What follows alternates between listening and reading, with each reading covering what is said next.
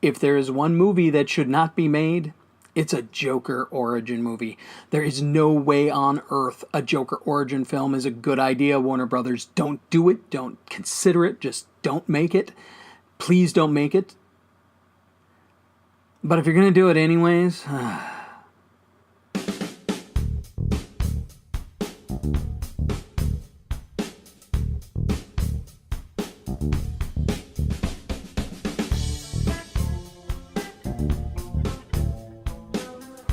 So DC and Warner Brothers have actually been throwing around all sorts of ideas for their comic book movies. Along with their cinematic universe, they've toyed with ideas like movies set outside of that continuity, kind of like Elseworlds, I guess. But one of those ideas that has gained traction is a Joker origin movie. I was not making a joke at the opening of this video. Giving the Joker a definitive origin is a bad idea. I know the comics have given him origins in the past, but those have become pretty muddled over the years. And they should be. Part of what works with the Joker is not knowing how he is the way he is. He's just an evil force for chaos. In The Dark Knight, Ledger's Joker actually gives random stories about how he got his scars, and that really makes him more terrifying. So adding an origin, telling us exactly who he was, where he came from, and why he is the way he is, that runs the risk of making him almost sympathetic, or worse yet, making him very sympathetic. It's better if he's not that kind of character. He should just be a freaky murder clown. However, if they're going to do this anyways, and if there's one thing Hollywood would let you know, they love to just do things anyways, no matter how good or bad the idea is.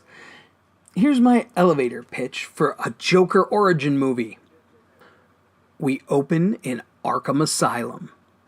The Joker's being interviewed by a psychiatrist, and now this could be a random character or one we've seen in the comics, maybe even Harleen Quinzel, a pre-Harley Quinn, Harley Quinn. And as they're trying to get at the Joker's origin, he proceeds to tell them an origin story. But here's the catch.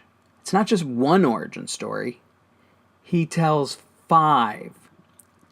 Each story has a different origin for the Joker. And there may be characters who cross over in the stories. Maybe a woman who is his wife in one story is his boss in another. Maybe one story has the truth. Maybe none of them do. And maybe there's a bit of truth in each story.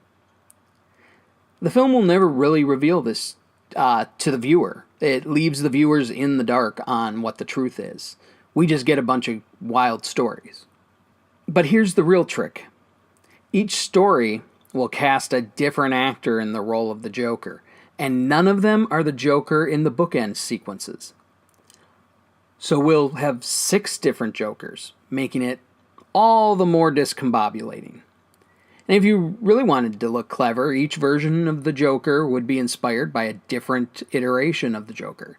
The Heath Ledger version, the Cesar Romero Batman 66 version, a Nicholson-inspired version. But if you do that, one story has to be animated, and in that Batman the Animated Series style, and the Joker would have to be voiced by Mark Hamill. So there you have it. What I see is really the only option for doing a good Joker origin movie is basically to do one where you never know the origin of the Joker. That's my pitch. It's your move now, Warner Brothers.